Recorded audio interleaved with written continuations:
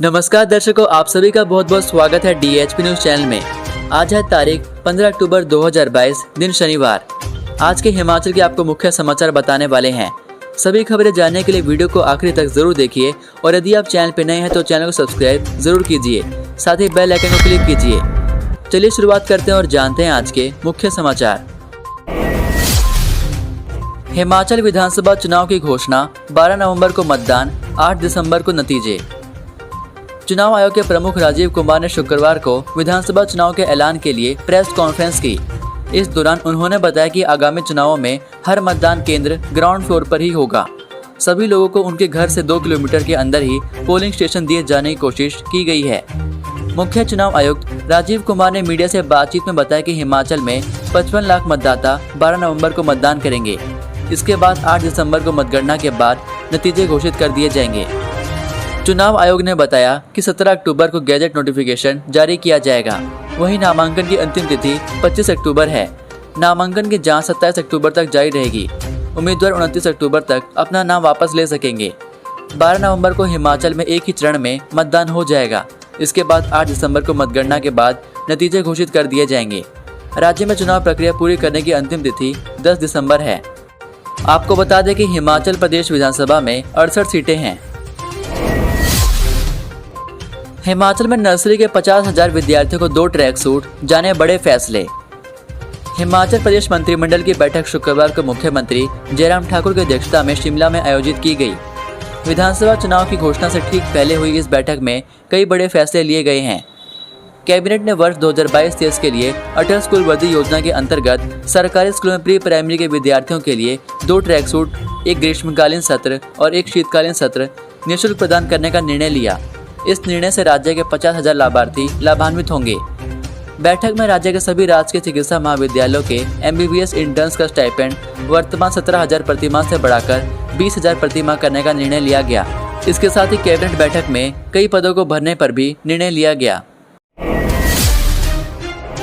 प्रियंका बोली, कांग्रेस की सरकार बनते ही पहले कैबिनेट में देंगे 1 लाख नौकरियां और पुरानी पेंशन। अखिल भारतीय कांग्रेस कमेटी के महासचिव प्रियंका गांधी ने शुक्रवार को सोलन के ठोडो मैदान में चुनावी शंखनाद कर दिया है।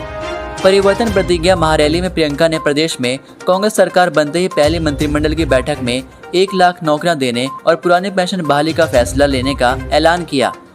उन्होंने भाजपा के रिवाज बदलने के नारे पर पलटवार करते हुए कहा कि पूर्व प्रधानमंत्री इंदिरा गांधी के उज्जवल हिमाचल बनाने के सपने को तोड़कर भाजपा ने रिवाज बदल दिया है। उन्होंने जनता से बीते 5 वर्षों में हुए कार्यों की समीक्षा करने के बाद ही वोट देने का आग्रह किया है। प्रियंका गांधी ने कांग्रेस की 10 गारंटियों का जिक्र करते हुए कहा कि हम खोखले और चुनावी वादे नहीं करते हैं। विधानसभा चुनाव में इस बार 55,07,261 मतदाता डाल सकेंगे वोट। हिमाचल प्रदेश विधानसभा चुनाव में इस बार 55,07,261 मतदाता वोट डाल सकेंगे। निर्वाचन आयोग ने फोटोयुक्त मतदाता सूची को अंतिम रूप देने की प्रक्रिया पूरी कर ली है। 18 से 19 साल के 69,781 मतदाता वोट डालेंगे, यानी ये नए वोटर होंगे। इनकी प्रतिशतता 46 से बढ़कर अब 75% हो गई है। मतदाताओं का लिंग अनुपात 978 से बढ़कर 981 हो गया है। वोटरों में 27,80,208 पुरुष, 27,27,016 महिला और 37 तृतीय लिंग मतदाता शामिल हैं। दिव्यांग मतदाताओं की संख्या बढ़कर 56,001 हो गई है। इनमें 1,470 की वृद्धि हुई है। अब ट्रांसप्लांट करने की जरूरत नहीं, टिश्यू इंजीनियरिंग से होगी मानव अंगों की मरम्मत। अब टिश्यू इंजीनियरिंग की मदद से मानव अंगों की मरम्मत की जाएगी। मरीजों के अंगों को ठीक करने या ट्रांसप्लांट करने के लिए दूसरे लोगों के अंग दान करने का इंतजार नहीं करना पड़ेगा। मरीज के अंगों को ही टिश्यू इंजीनियरिंग की मदद से ठीक कर प्रत्यारोपित किया जाएगा। यह रोगी के शरीर से कोशिकाओं का उपयोग कर घावों और उत्तक क्षति को बहाल करने में मदद करता है। कोशिकाओं को शरीर के बाहर एक उत्तक के रूप में विकसित किया जाता है और रोगी को वापस प्रत्यारोपित किया जाता है। चूंकि कोशिकाएं रोगी की होती है, इसलिए अस्वीकृति की समस्या कभी नहीं होती है। अंगों के खराब हो जाने पर उस अंग के लिए किसी डोनर का इंतजार नहीं करना पड़ेगा। इस इंजीनियरिंग से मानव के उस अंग को दोबारा ठीक करने का प्रयास किया जाता है। दिल्ली IIT के वैज्ञानिक डॉक्टर भुवनेश ने हाल ही में सरदार पटेल यूनिवर्सिटी मंडी में साइंस कॉन्फ्रेंस में इस बात का खुलासा किया। उन्होंने बताया कि भारत में यह प्रयोग रिसर्च स्तर पर है, जल्द ही इसे शुरू किया जाएगा। इसके लिए वैज्ञानिकों ने कार्य तेज कर दिया है। दिवाली पर इस बार दिल्ली से हिमाचल के लिए चलेंगी 23 स्पेशल बसें। दिल्ली में नौकरी करने वाले प्रदेश के लोगों के लिए दिवाली पर देश की राजधानी से हिमाचल पथ परिवहन निगम की 23 स्पेशल बसें चलेंगी। इस बार ये बसें डिपो प्रबंधन नहीं बल्कि दिल्ली में मौजूद HRTC के ट्रैफिक मैनेजर अखिल अग्निहोत्री की देखरेख में चलाई जा रही हैं। 21 और 22 अक्टूबर को इन बसों के लिए यात्री ऑनलाइन बुकिंग करवा सकते हैं। दिल्ली के लिए रूट पर चलने वाले सभी बसें एडवांस में बुक हो गई हैं। ऐसे में ट्रैफिक मैनेजर ने 23 बसों की व्यवस्था दिल्ली से प्रदेश के विभिन्न हिस्सों के लिए की है। इन बसों की अधिक जानकारी के लिए आप यहाँ पर वीडियो को रोककर पूरी जानकारी पढ़ सकते हैं।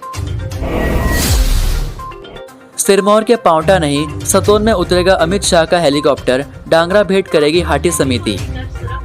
आभा रैली को लेकर सुरक्षा एजेंसी और अधिकारियों ने पूरा खाका तैयार कर लिया है। रैली में पांवटा, शिलाई, रेणुका जी और पच्छाद विधानसभा क्षेत्र से हजारों लोगों की भीड़ जुटाने का लक्ष्य रखा गया है। सतोन में जनसभा स्थल पर टेंट लगाने का कार्य शुरू हो चुका है। मैदान की सुरक्षा व्यवस्थाओं का जायजा लिया जा रहा है।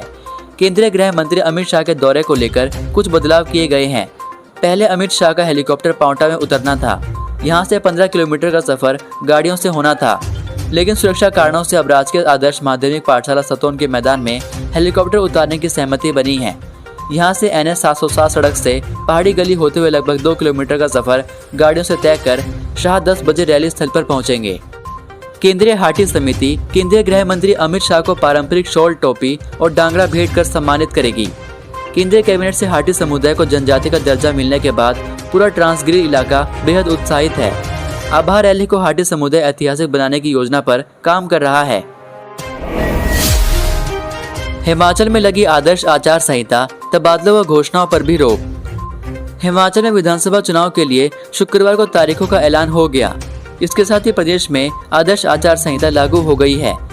प्रदेश में आचार संहिता लगते ही कर्मचारियों के तबादले व नई घोषणाओं पर तत्काल प्रभाव से रोक लग गई है।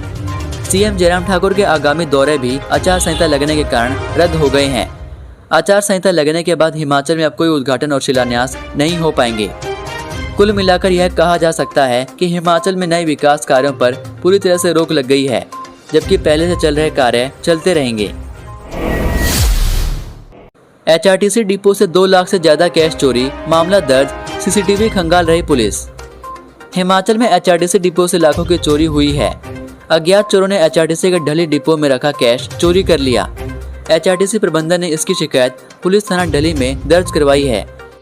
जानकारी देते हुए HRTC के DM अशोक कुमार शर्मा ने बताया कि ढली यूनिट में शशिकांत को कैशियर का काम देखते हैं। उन्होंने फोन पर सूचना दी कि जब वह ऑफिस पहुंचे तो काउंटर से 2,18,177 रुपए कैश गायब था। छानबीन करने के बाद भी कैश का कोई पता नहीं चला, जिसके चलते पुलिस में मामला दर्ज करवाया गया। शिकायतकर्ता ने बताया कि ढली यूनिट में सुरेश कुमार को बतौर चौकीदार तैनात किया गया है, लेकिन फिर भी कुछ अज्ञात लोगों ने काउंटर से लाखों की चोरी कर ली।